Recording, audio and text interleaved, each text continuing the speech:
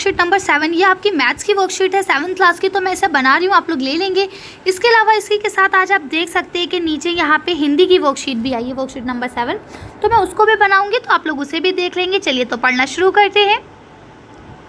तो देखिए, सबसे पहले आप लोग इसे अच्छे से लेबल कर लेंगे, वर्कशीट नंबर डाल देंगे, ठीक है, अपना नाम, अपने टीचर का नाम, डेट सब आप लोग लिख लेंगे। आज हम क्या पढ़ेंगे, लाइन्स एंड एंगल्स के बारे में पढ़ेंगे। तो क्या लिखा, let us observe that letter X. क्या आपने ये एक्स लेटर कभी देखा है, ऑब्जर्व किया है इसको? If we extend this lines segment then know as a line, ठीक है। अब क्या लिखा, if you find that These two lines cut each other at points. Such lines are called intersecting line. यानी अब आप देखें कि ये दोनों लाइन्स एक दूसरे को काट रही हैं एक पॉइंट पे। जिस पॉइंट पे ये काट रही हैं इसको हम लोग क्या कहते हैं, इंटरसेक्टिंग लाइन कहते हैं, ठीक है। अब अगला आपका क्या दिया गया है यहाँ पे देखिए, late us observe the corner of your room. आपने अपने घर के कोनों को देखा होगा। You will find angles between walls and roof floors. आपने देखा होगा कि वॉल्स और फ्लोर के बीच में आपको एंगल बनता हुआ नजर आता है, किसका, 90 डिग्री का। Since we can say that if the angles between two lines is 19। अब जैसे ये देखिए आपकी दो लाइनें हैं, इसके बीच में ये एंगल आ गया, तो ये कौन से होता है, 90 डिग्री का एंगल होता है। Then are called the perpendicular lines. इसको हम क्या कहते हैं, परपेंडिकुलर लाइन्स कहते हैं। अगला क्या लिखा है, do you observe the lines of a page of your notebook. क्या आपने अपने नोटबुक की जो पेजेस है उसमें जो ऐसा करके ये लाइन्स बनी होती है, कभी आपने उसको नोट किया है? Measure the distance between two lines at two different position. आप एक बार यहाँ से उसको नापो, एक बार यहाँ से नापो, आप देखोगे वो बराबर ही होगा, ठीक है। अब लिखा व्हाट विल यू फाइंड। अब ये बताओ आपने क्या देखा, तो आप यही देखेंगे कि इसके बीच का जो डिफरेंट होगा वो हमेशा बराबर होगा। The distance it's same at every position. वही बात उन्होंने बोल दी कि जो डिस्टेंस है वो आपको हर पोजिशन पे बराबर का मिलेगा। Since we can say these lines will never meet each other and such lines are called parallel lines. अब ये क्या बोलते हैं कि तो आप ये जानते हैं कि ये लाइंस दोनों कभी भी आपस में एक दूसरे से नहीं मिलेंगी, और ऐसी लाइंस को हम लोग क्या कहते हैं, पैरेलल लाइंस कहते हैं, जैसा कि ये आपको यहाँ दिखाया गया है, ठीक है। ये क्या कहलाती हैं, पैरेलल लाइंस कहलाती हैं। अब यहाँ लिखा है, if a line fall on two lines. अगर एक लाइन जो है वो दो लाइनों पे गिरती है, देन इट कट्स, तो वो उसे काटती है, ठीक है। Both the lines at different point, और तो दोनों को अलग अलग पॉइंट्स पे वो काटेगी, ठीक है। Such line is no as transversal line, और इसको हम लोग क्या बोलते हैं, ट्रांसवर्सल लाइन बोलते हैं। Observe intersecting lines, parallel lines and perpendicular lines in your surrounded. अब आपको अपने इर्द गिर्द इन लाइनों को ढूंढना है और लिखना है। चलिए अब आगे हम लोग पढ़ते हैं। यहाँ ये देखिए, यहाँ इन्होंने बोला observe the shape in the following figure where parallel lines are cut by transversal line. अब आपने देखा इन्होंने, ये देखिए ये दो पैरेलल लाइन थी, इसको ये ट्रांसवर्सल लाइन ने काटा।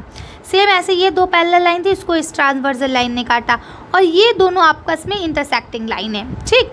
तो अब यहाँ आपको बता दिया गया है कि देखिए यहाँ पे आपका ये F है, ये Z है, और ये इसी के साथ X है।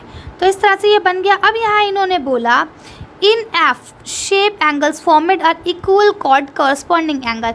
ये जो F बन रहा है ये यहाँ पे इक्वल एंगल को बना रहा है, जिसको हम कॉरस्पॉन्डेंस एंगल बोलते हैं। Also in F shape the sum of interior angle on the same side transversal line is 180। और एक ही लाइन पे बनने वाले जो एंगल होते हैं ये 180 डिग्री के होते हैं, ये भी ये बना रहा है।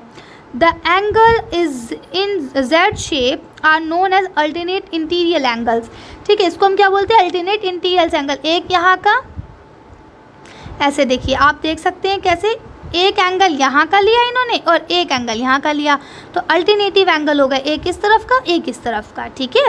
तो ये क्या हो गया, ये आपके अल्टरनेटिव एंगल्स हो गए। Are equal in the parallel lines, ये सिर्फ तब इक्वल होंगे जब ये लाइंस जो है दोनों पैरेलल होंगी, ठीक है।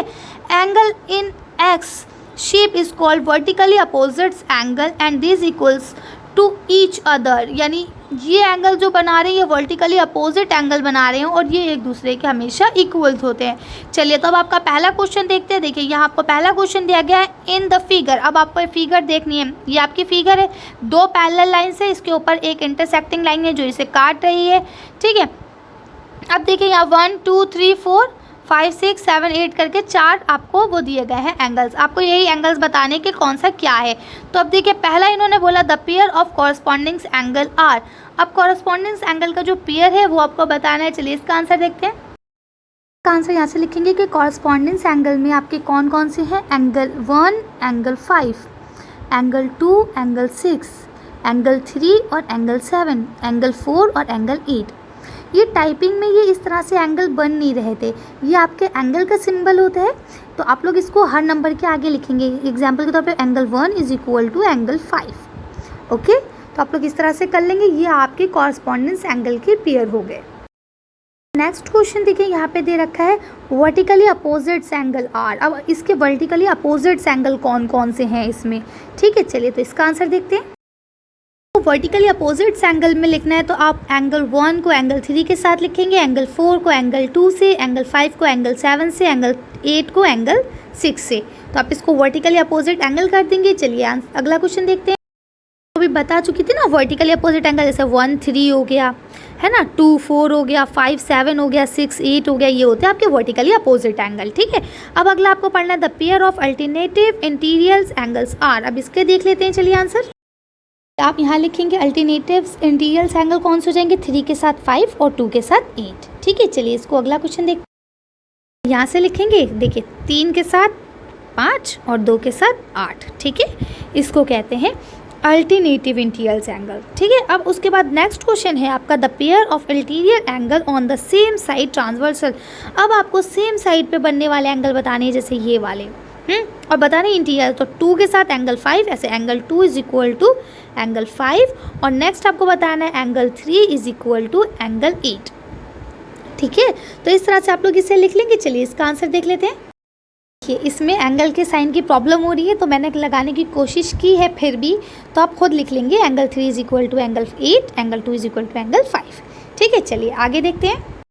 नेक्स्ट क्वेश्चन है कि इस वाले एंगल में यहाँ देखिए आपका इन फिगर, ये वाली फिगर P और Q, ये आपकी 2 पैरेलल लाइंस हैं। देखिए ये आपको जो 2 डंडे दिख रहे हैं ना P और Q के बीच में, ये पैरेलल लाइंस का सिंबल होता है। Find the all known angles namely A, B, C, D, E, F।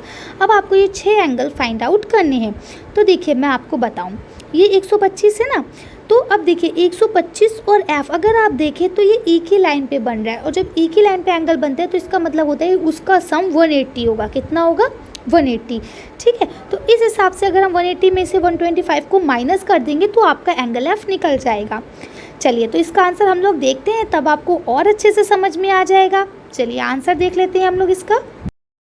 जैसा कि मैंने आपसे कहा कि आप 125 को F से प्लस करेंगे तो इसका सम 180 निकलना चाहिए।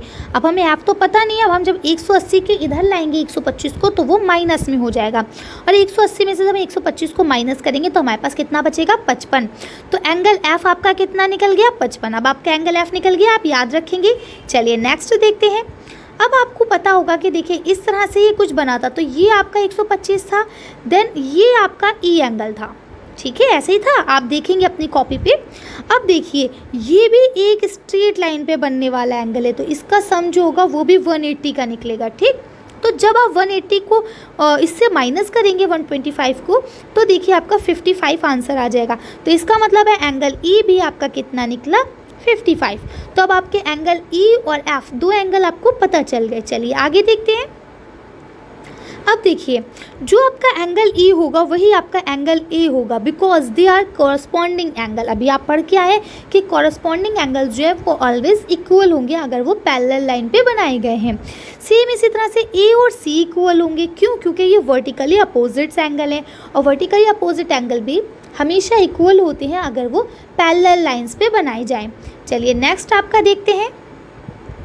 सेम इसी तरह से अब आपको ये वाले एंगल बताने हैं, तो एंगल D जो है 125 होगा, क्यों, क्योंकि ये कॉरस्पॉन्डिंग एंगल है, और फिर D और B 125 होगा, क्यों, क्योंकि ये भी कॉरस्पॉन्डिंग एंगल है। तो इस तरह से आप लोग ये सारा कर लेंगे। चलिए नेक्स्ट क्वेश्चन देखते हैं। एज इट इज़ आप उतार लेंगे तो अगर देखा जाए तो आपको A, B, C, D सारे एंगल्स पता चल गए। चलिए आगे देखते हैं।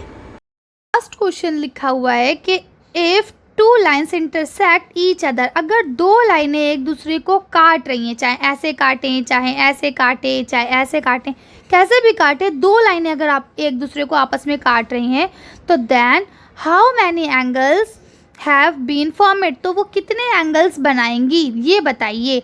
तो अब देखिए 1 2 3 4, तो आप सिंपल से लिख देंगे कि अगर दो लाइनें एक दूसरे को इंटरसेक्ट करते हैं, if two lines intersect each other then 4 angles have formed been. ठीक है, तो आप इस तरह से लिख देंगे, तो यहाँ कितना आ जाएगा, ओनली 4 एंगल्स। तो आप इस तरह से इसे लिख लेंगे। चलिए अब हम लोग हिंदी की वर्कशीट को देखते हैं। शुरू करते हैं वर्कशीट नंबर 7। ये आपकी हिंदी की है क्योंकि 6 नंबर आपकी आ चुकी है, यानी अब आपकी एक हफ्ते में एक सब्जेक्ट की 2 वर्कशीट्स आया करेंगी, है ना। तो चलिए से हम लोग शुरू करते हैं। तो आप लोग पहले से अच्छे से लेबल कर लेंगे, वर्कशीट नंबर 7 डाल देंगे, अपनी क्लास और चैप्टर का नाम यानी दादी माँ, और इसके अलावा अपना नाम, अपने टीचर का नाम और डेट आप लोग लिख लेंगे। चलिए अब हम लोग पढ़ते हैं इसे। यहाँ लिखा है, देखिए, गद्यांश को ध्यानपूर्वक पढ़कर पूछे गए प्रश्न के उत्तर दिए।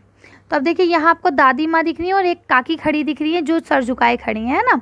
अब देखिए हम लोग पढ़ते हैं, क्या लिखा है, एक दिन दोपहर को मैं घर लौटा, बाहर दादी माँ किसी पर बिगड़ रही थी, देखा पास के कोने में दुबकी रामी की चाची खड़ी हैं। ठीक है, अब उसने, लेखक ने क्या देखा कि जब वो वापस आया दोपहर में तो उसने क्या देखा कि दादी किसी के ऊपर बिगड़ रही हैं, यानी कि गुस्सा कर रही हैं।